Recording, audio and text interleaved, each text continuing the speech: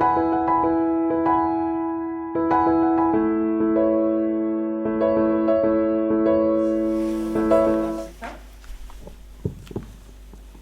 welcome to South Africa, everybody. I'm just giving kind of an introduction and some general remarks, and then various sisters will speak to various parts of our tree. The process we followed was very much the same that was outlined by Mary Jo earlier on. So, from individual to community to unit to district. So I won't go into details about that. But in October last year, we came together as South African district, bringing 2 trees, one from the Eastern Cape and one from the north. They were quite different. And so we discussed and reflected and created 1 tree for the South African district. Our tree stretches towards the light, towards God, the source of all life. And as you can see, we see ourselves very much as part of the whole of creation, the whole cosmos, whether it's down in the earth or up in the sky, day and night, birds and all. Our branches are spreading wide. Although we are few in numbers, now we are exactly 70 in South Africa, and aware of our increasing fragility, our sisters are involved in a wide variety of ministries.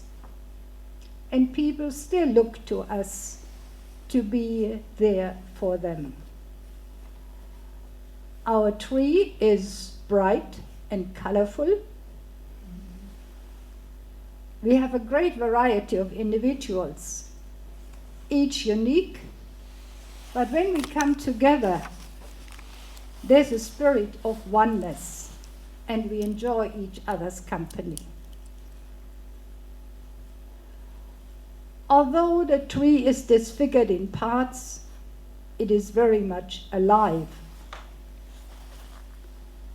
The tree also holds contradictions, light and darkness, laughter and seriousness. It is strong and sturdy.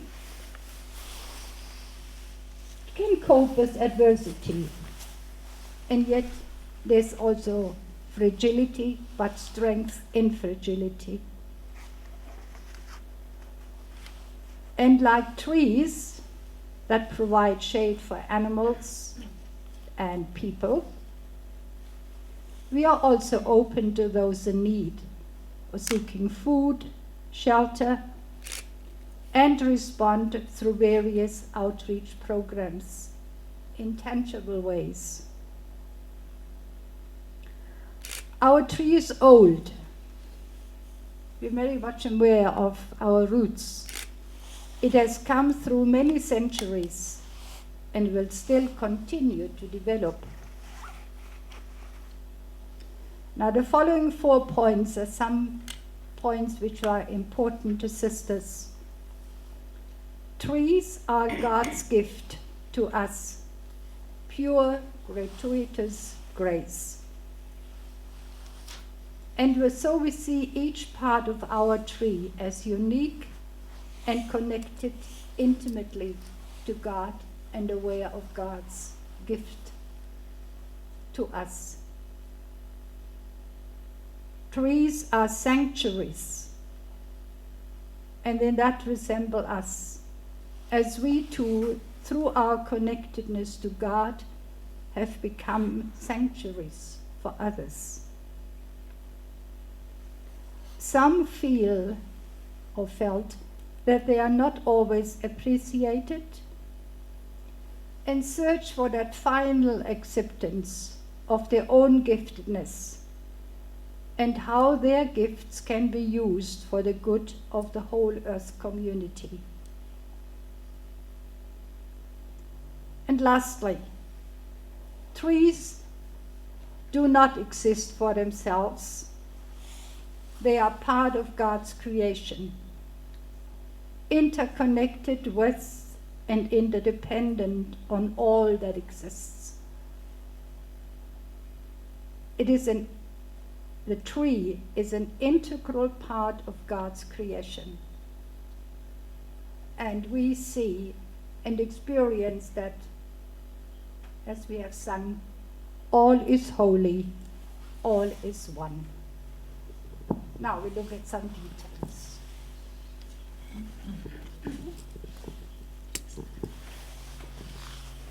Number 2.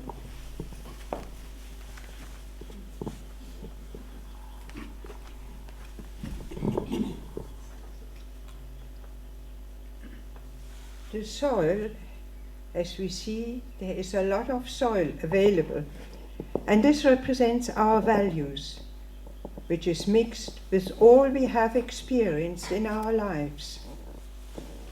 Values are important to us and include love, caring, sharing, trust. In fact, it is Ubuntu. I am because we are. We are one tree among many others. We work collaboratively for positive change. In some of our parishes where we are, we collaborate with other OPs, other sisters, sister congregations, brothers, and priests.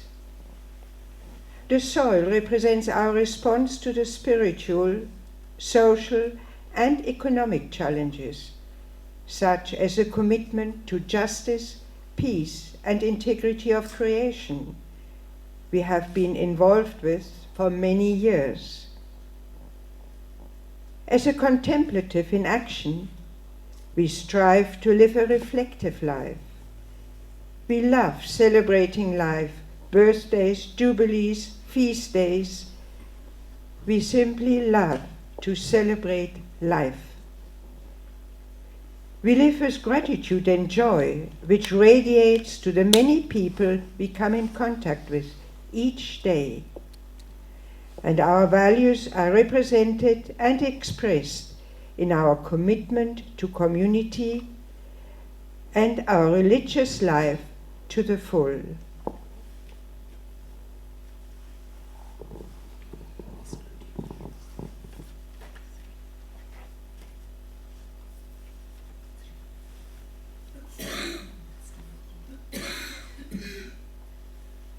So I'm speaking to the area in blue, and it goes down further, getting darker, which symbolizes the divine flow or the underground stream.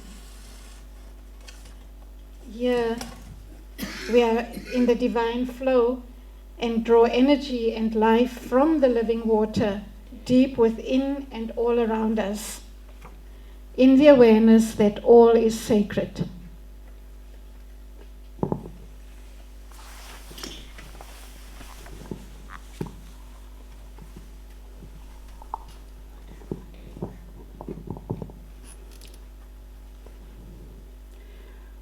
We are deeply rooted in the loving kindness of God. There is one tall and other strong roots which give us strength and help us to cope with our difficulties we face.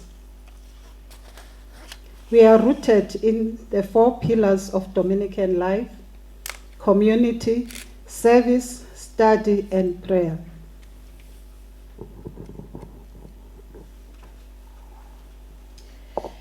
If we look at the trunk and we look at our tree, it's not a baobab tree, which has a huge, huge trunk.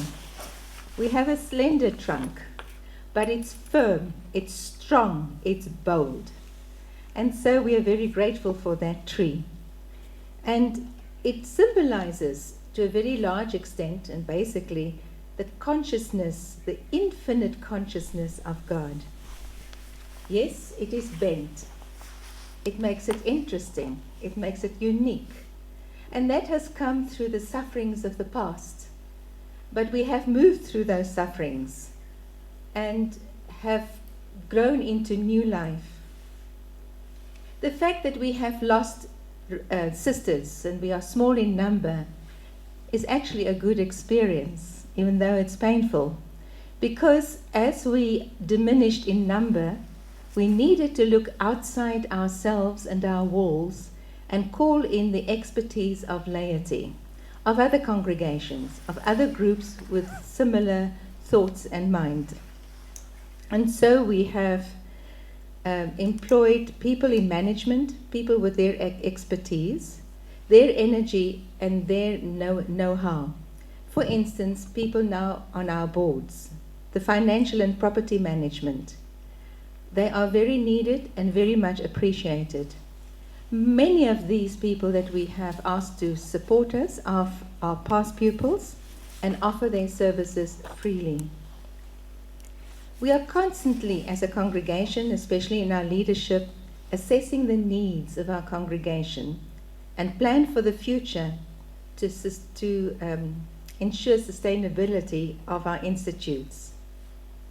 There are scars, and that's what makes the tree so beautiful. Branches had to be cut, but the tree survives. It not only survives, it lives.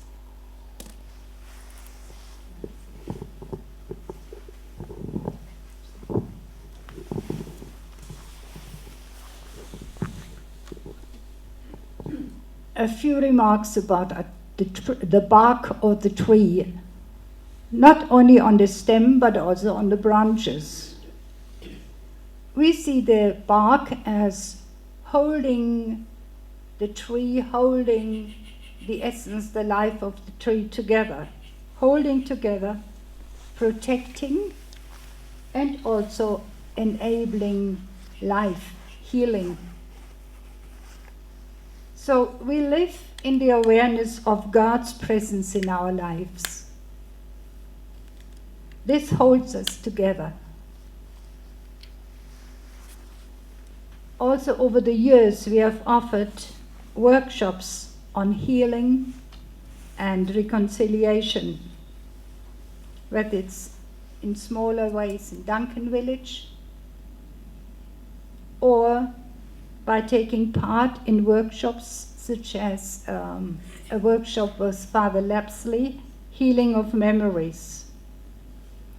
And one strong aspect is good communication among us, so the sap can flow. 7.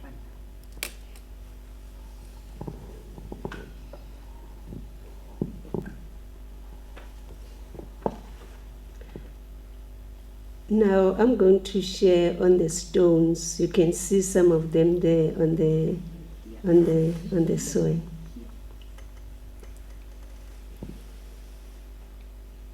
We navigated the 1300s and the 1800s, and now we face the stones of the present. And here are some of the stones that we have identified: fear of the future, fear of the unknown, fear of further diminishment of the sisters. And at present, we have 14 sisters living in St. Mary's, and we have 27 sisters living in Emmaus. And another stone that we also are encountering on this journey is holding on too tightly to the past and what has worked before. Our need to control, and sometimes there's also an unwillingness to receive or to give. And it is also hard to hand over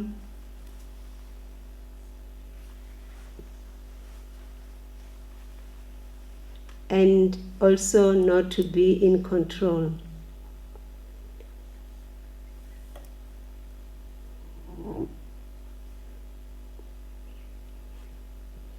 And what are we supposed to be handing over? Handing over our leadership to lay people. In order to do that, it requires a lot of trust on our part. Trusting the people we are handing over to, and also trusting in our loving God who will continue to carry us.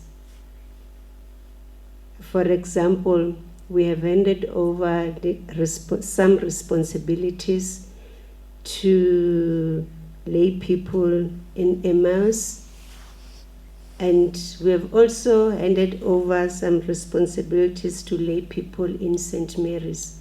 In St. Mary's, we had already started handing over, especially the nursing part, to laity for a long time.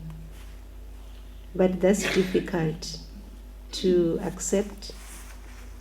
And I think also another stone is for us, not just to hand over, but to share with these people we are handing over to, that they understand who we are, how we live, so that they know also how to take care of us well. There is still a need for further healing hurts from the past among us. And because of no vocation, we are sometimes seen as giving up and losing hope. And if you look closely at the stem right at the bottom there of the tree, you can see some rocks there. So our tree grows over rocks, and that is representing difficulties that we are encountering in our district. For example, Belgravia School, there are insufficient learners and also the finance to run the school effectively. St. Salvador Home is also facing financial difficulties, and there's also a decline in numbers of the women who are going there. The Department of Social Development and the Department of Education not delivering what they have promised to give. And also sisters thinking they have to choose ministries and community independently of the leadership or the congregation. I presume it means doing your own thing. And different understanding of what it means to do communal discernment among the sisters. And another challenge, another stone, woodlands. Woodlands is an ongoing saga, and although there have been a number of people interested in running project on the land, funding for the long term is not available. And often there is also a lack of expertise. The property has been on sale for over 20 years. It is still on sale even now.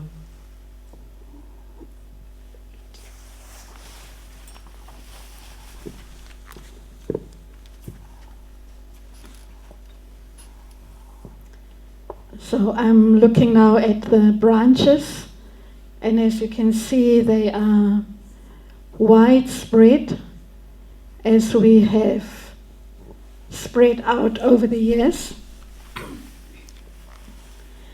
But they are also affected by our former institutions and convents serving new useful purposes. That's the branching out, different from the past.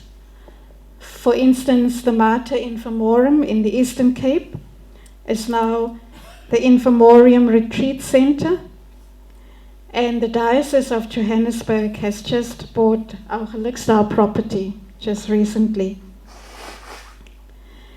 Closed mindsets are challenged gently and compassionately. In St. Mary's, for instance, it's already been mentioned, it's been difficult for some of the sisters to get used to the new structures. They have no coordinator since Helga died, and instead have a managing team. But they were open to listen again to the explanation or the different roles that is played by the people on the managing team. We also find there is a loss of physical energy, and that each of our sisters deal in their own way with a way of life which is gone forever.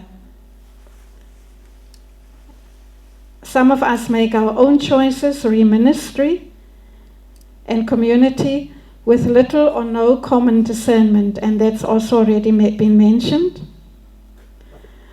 One strong branch, though, is the energy radiating from Emmaus and St. Mary's, and the prayer of all our sisters, past and present.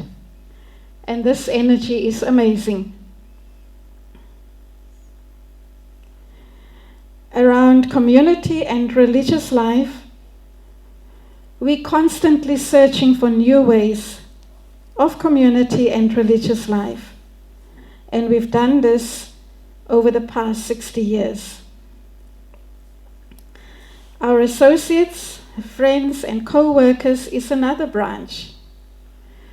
New members in East London, and we have had in Gauteng as well, and that is changing and developing in a different way. So there's also a lot of connectedness and interconnectedness. Although ministries are dwindling, we have in many of the impoverished areas that we live around, and part of our reality, we have ministry in Duncan Village, East London, empowerment program for girls in Westbury, Middelburg, Tsakani, Michelsdal, and Craddock. And we realize that the dead branches become firewood, which you see at the bottom there. Fire is energizing and promising of new beginnings.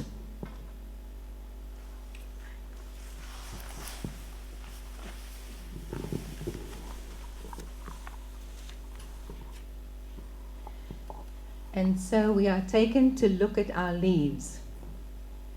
There are yellow leaves, one or two in the tree, but mainly down there at the bottom. And as we know, yellow leaves is entering into autumn where we are. It is a sign of letting go from the one season of life into the next. But it is also an invitation to understand the essence of who we are and what we are called to be. There's also, of course, the pain of having to drop from the tree that gave us succulents to the ground. And the pain of having no vacations for the last 20 years? 21 years we've not had a vacation in South Africa. So that is very hard. And also letting go of former ministries, our big schools, our big hospitals, everything big. And we somehow now in ministry that deals on individual levels, hardly in big groups. Several bigger houses also have only one or two sisters rattling in them. You know, they're 3 or 4 bedrooms, but 1 or 2 sisters living in them. But our green leaves are, of course, signs of the new life emerging. For instance, as we have said before, we have given our work, our schools, our institutions over to secular persons with expertise, like matrons, administrators, who help with the functional side of the schools and help them to be sustained and so that they are sustainable. Of course, the green leaves also make us aware of our own awareness of the water crisis in our country, the lack of electricity as we suffer one load shedding after another, and of recycling, the importance of doing that. And then we have our fallen leaves. But again, it is a dying into life, because our fallen leaves, like the wood, like anything, becomes compost for the next season of life. We have, for instance, handed over 3 of our schools, Springs, Welkom, and more recently Woodbank, to the Christian Brothers. So there's a working together with them. Springs and Welkom, we are also in the process of doing a feasibility study of San Salvador. We've heard of that earlier on. We are looking at the future of that and our other schools, like Belgravia. There is a strong possibility that St. Anne's School and the Rosary Nursery School in Cradock will join a trust in the Port Elizabeth Diocese. Regardless of our lack of numbers, there's a lot of involvement. Sisters are involved in other ministries like Spread, kinesiological services, bookkeeping at the Catholic Schools Office, spiritual direction and retreat giving, and promoting the cause of Blessed Daswa, and many, many others, which we haven't mentioned here.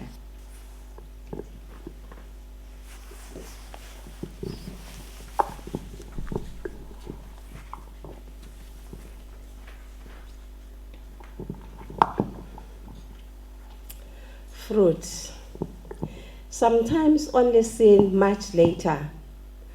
Past pupils coming back to assist us.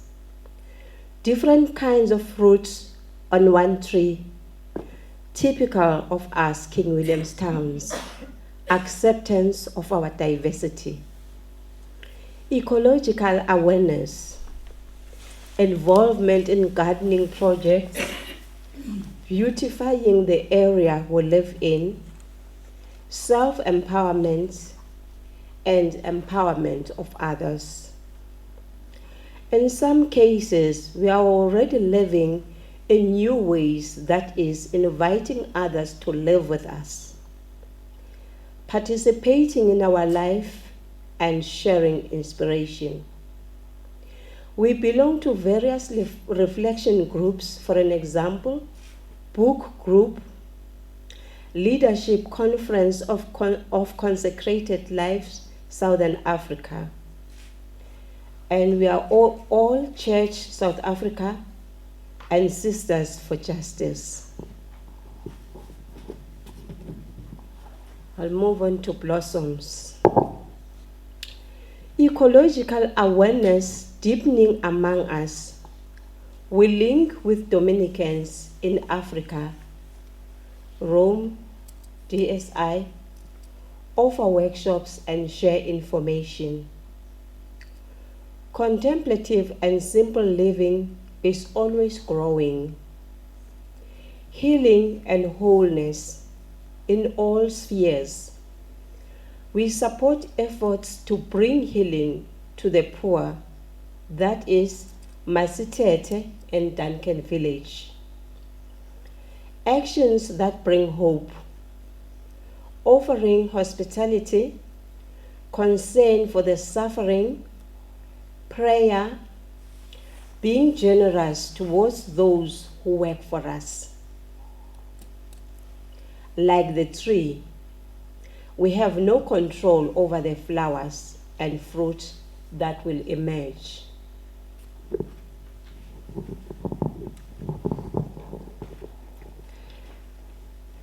So far, we have heard a lot about dying, but also of new life.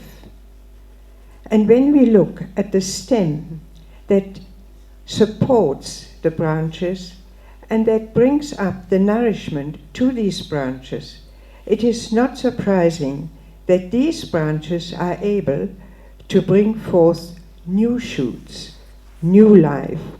So therefore, it is very clear that something new can and does spring up.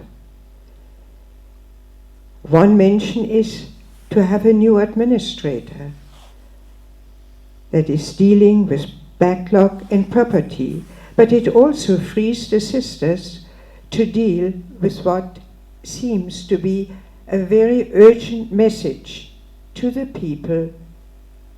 And it's only if we can let go of work like administration that we can reach out in our ministries to the poor, to the sick, to the vulnerable, to all those who need our help, who need our hearing, and who need our presence. And so new shoots are coming up on just about, when you look at it, all the branches. There are shoots. And we need to trust that God is in this process of letting the new shoots grow to full life. And so, like the tree, we need to sing the song we still can sing.